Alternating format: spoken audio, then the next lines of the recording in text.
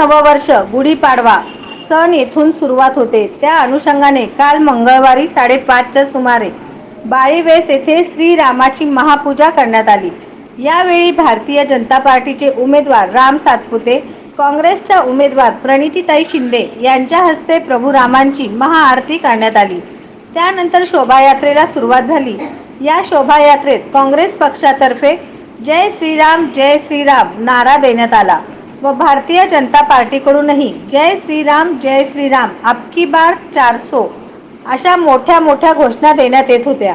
ही शोभायात्रा पुढे टिळक चौक, मध्यवर्ती माणिक चौक पुढे मार्गस्थ झाली। यावेळी भारतीय जनता पार्टीचे उमेदवार राम सातपुते, काँग्रेसचे उमेदवार प्रणितीताई शिंदे, आमदार विजयकुमार देशमुख, चेतन नरोटे, महेश कोठे, नरसिंग मंगजी, नगरसेवक संजय कोळी, राजू पाटील, जगदीश पाटील, नरेंद्र काळे या शोभायात्रेमध्ये नागरिक व भारतीय जनता पार्टी काँग्रेसचे कार्यकर्ते मोठ्या संख्येने उपस्थित होते।